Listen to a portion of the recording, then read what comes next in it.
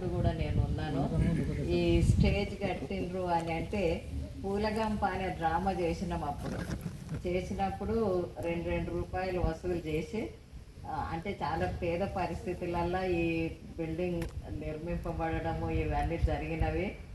అక్కడ teachers, staff room ఇవన్నీ చూస్తుంటే ఎప్పుడెప్పుడు ఇలాంటి గ్యాదరింగ్ చేసినా ఇవన్నీ తలంచుకుంటే కొంచెము బాధ అనిపిస్తుంది. మరి ఒకప్పుడు 400-500 మంది పిల్లలు, 25 మంది స్టూడెంట్స్, అక్కడ బైబిల్ స్కూల్ ఇంతసేపు ఒక అబ్బాయి చెప్పిన విధంగా ప్రభాకర చెప్పడం. ఈ పరిస్థితులన్నీ ఎప్పుడు చూసినా గంటలు, ప్రార్థనలు, ఈ కలయిక ఇవన్నీ పోయినవి అనే పరిస్థితి చూసినప్పుడు కొంచెం బాధ అనిపిస్తుంది.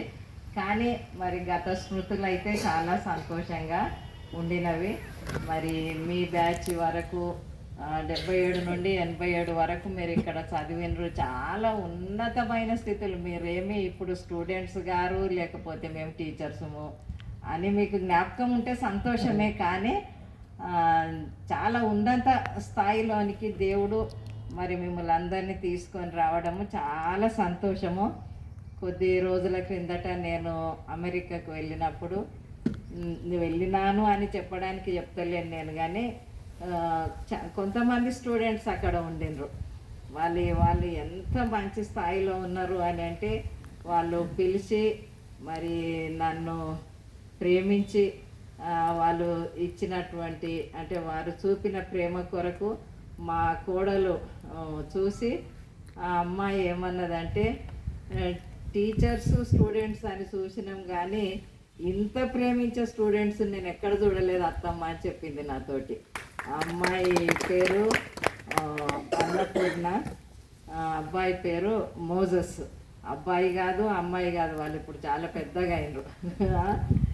కాబట్టి ఆ స్టేజ్లో ఉన్నారు. ఇంకా మంచి మంచి స్టేజెస్లో ఉన్నారు. ఇక్కడ చదువుకొని పోయినటువంటి పిల్లలు. చాలా సంతోషము మిమ్మల్ని అందరినీ చూడడము. కొంతమంది ముఖాలు, పేర్లు అయితే నాకు బాగా జ్ఞాపకం ఉన్నాయి. ఇక్కడున్న సాలమోన్, విక్రమ్, పీటరు, తర్వాత అరుణ, శోభ, పుష్ప, సరే మీ వీళ్ళందరూ బాగా, అంటే తక్కిన వాళ్ళు గుర్తులేదు అని అనుకోవద్దు, అందరు జ్ఞాపకం ఉన్నారు. కానీ ఇంకా నా వయసును బట్టి నేను కూడా మర్చిపోవడం అనేది జరుగుతూ ఉన్నది. కానీ దేవుని కృప, ఈరోజు నేను సజీవంగా ఉన్నాను అంటే అది దేవుని కృప అంతే. అంతకు మించింది ఇంకేమీ లేదు.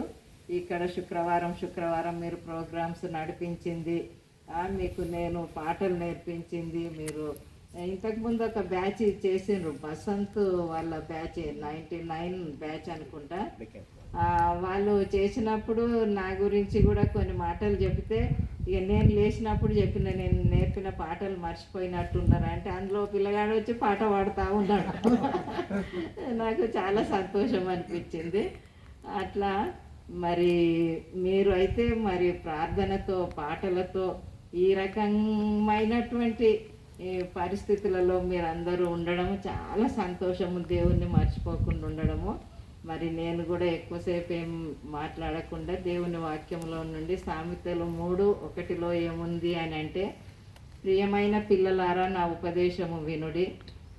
ఇంకా ఏమంటాడు అని అంటే, అక్కడ వ్రాయబడినటువంటి మాటల్లో, మీరు నా ఆజ్ఞలను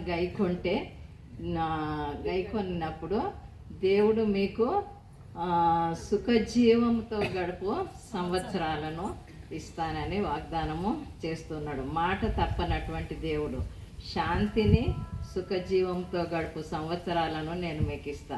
మరి ఎప్పుడు దేవుడిచ్చే మేర్లను మనం చాలా గుర్తు చేసుకుంటాం, కానీ దానికి ముందు ఉన్నటువంటి భాగాలను మనం జ్ఞాపకం చేసుకోము. మీరు నా ఆజ్ఞలను గైకొన్నప్పుడు.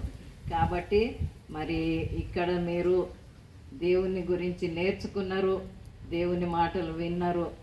దేవుణ్ణి మర్చిపోకుండా మరి దేవుని ఆజ్ఞలకు లోబడితే దేవుడు తప్పకుండా మరి సుఖజీవంతో గడుపు సంవత్సరాలను, మరి శాంతిని, నెమ్మదిని మన జీవితాలలో ఇస్తాడు అనే మాట తప్పని దేవుడు మనకిస్తున్నటువంటి మాటలు కాబట్టి అవి జ్ఞాపకం చేసుకుందాము.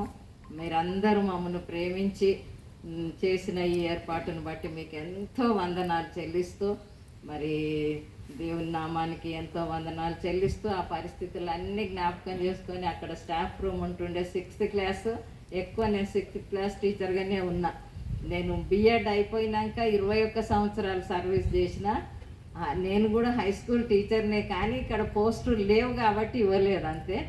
మరి తర్వాత ఎస్జిటిగా 18 సంవత్సరాలు చేసిన. మొత్తం 39 సంవత్సరాల సర్వీస్ నా లైఫ్లో నేను చేసింది. 1 సంవత్సరం మహబూబ్నగర్లో చేసిన. ఇక్కడ 38 సంవత్సరాలు చేయడానికి దేవుడు కృప ఇచ్చిండు. అది అంతా దేవుని కృప అంతే, దానికి మించింది ఏమి లేదు.